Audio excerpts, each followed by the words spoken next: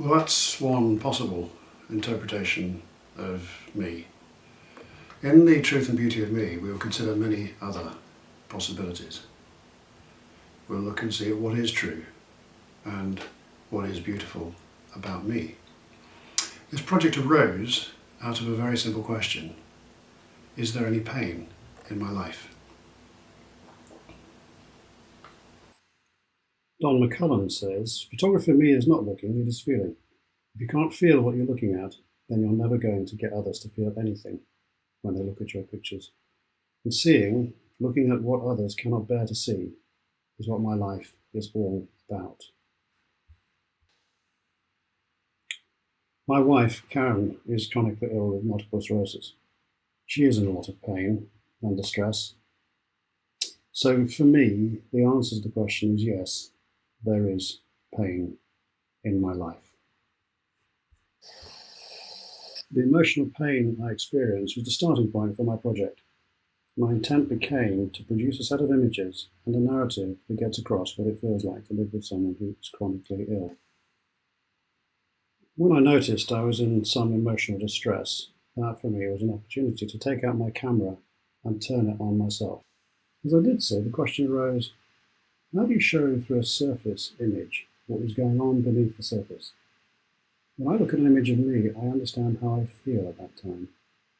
Is it possible to get a viewer close to the internal experience I was having then?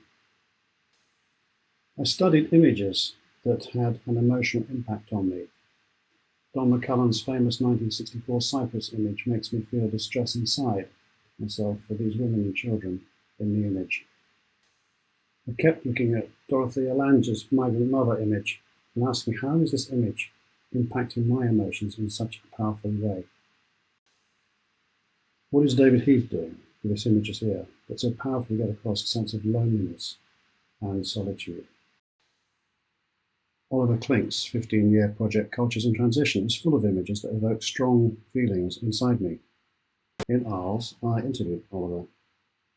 I asked him about how his project took shape and the challenge he faced making it happen. The first question I've got is, so in your book you say, below the surface there exists a struggle between old and new. Tradition and modernity must come into balance as villagers hold to their spirit while coping with the reality of a modern world. How did you plan and prepare to capture this struggle? I do things photography at one point or another. It comes from the heart. You have to really believe and then understand your subject.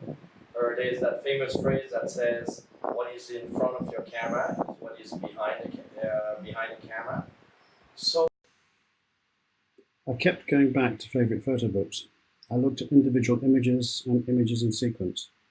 I began to notice the power of framing, colour or black and white, tone, shape, form, repetition and mirroring. I noticed jarring effects within transitions. The best photographs have a voice for the photographer. They are also coherent and consistent. Every time I look, I see something new from insights gained within conversations with photographers around me. I drew some conclusions from observing images and psychological biases human beings have. Nobody can know with any certainty what someone else feels or thinks. We all project onto what we see. Our projections are based on our own experience of life and similar situations we've seen before. Fear, threat, pain, and boundaries all evoke strong emotions in us. Facial expressions and body posture signal commonly understood internal states. Here is an image of me taken when I was in a distressed state. The facial expression, black background, and harsh lighting all have an impact on evoking an emotional response within a viewer. An expected projection from the image I present here would be this guy is distressed in some way. Psychology plays a part in what we pay attention to. Two important biases are at play in considering an image. The first is that people seek data that are likely to be compatible with beliefs they currently hold. The brain is there to protect us, so it seeks to efficiently use what we believe to protect us in a threat situation. The second is people pay more attention to threat than to safety. This explains why fear and pain are interesting components of iconic images. The brain says, what do I need to do to ensure that bad thing doesn't happen to me. But what is true? In these two images, I am smiling. In one, I'm very happy and comfortable inside. In the other, I am in an agitated and distressed state. So many people have said to me, you can always tell, which is by looking closely at the eyes.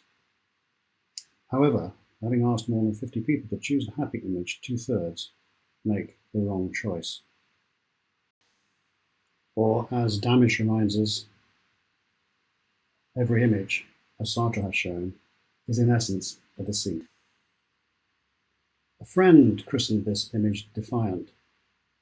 Body posture, the pink shirt, the sunglasses and the staging all combine to stimulate the projection in the viewer. It is interesting that my friend used the word defiant. She knows of the challenges I face living with Karen and her chronic illness and adds that knowledge to her title. My memory of this moment is that I was very happy, having fun with some friends at Photo España in Madrid. An equally valid title might be playful. Moving in closer reveals a kind of alien beauty. This perspective has also made me consider more deeply who and what I am. This is not Alina Brothers. I met Alina in Madrid at Photo España this year and asked her if some of her pictures were more like her than others. She replied none of them are her. I didn't realise at the time that previously she had an exhibition entitled It's Not Me, It's a Photograph. I considered other ways of representing my inner state and played with metaphor. In this image, I stand in front of a container that hunters have had fun firing bullets at. In addition to facial expression and body posture, I'm providing the viewer with more information upon which they can base their projections.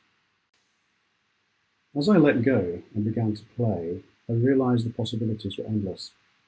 2 years now seemed like a very short period of time to explore the theme I've chosen. One surface I am falling in love with is the photo book. In Arles, I spent 3 hours reviewing the shortlist for the Dummy Awards. My own first effort is amateurish, but I learned so much going through the process. Materials, binding, size, cover can all dramatically impact the result. I'm so glad I didn't just do the print version. The gallery exhibition as a service is exciting. I took images I had originally explored as a metaphor for human states, and now use them as an expression of emotions I experienced taking these pictures in Susuz. Forlorn, the name of the exhibition, is also part of the Landings exhibition 2019. The space I am exhibiting in has asked if they can keep the show going for another month. The printer, Katie, has offered to market the images for display in a bar or restaurant. I propose to hold a number of workshops to inspire people with photography. I have designed one titled Reality, Truth and Beauty, which is now scheduled for September. I know I already have far more demand than the 10 places that I have started 2 collaborative works. Myri, a very talented artist, is going to paint a portrait of my head. John, who produces amazing sculptures, is going to produce a sculpture of my head. These activities lead in to the next phase of my project, which is headed Relationships. In this, I will explore, through photographs, all the relationships that are connected to me. Here is an example of me in a relationship with some grass. I think there will be much less of me in this chapter and much more of me. I can't wait to get started.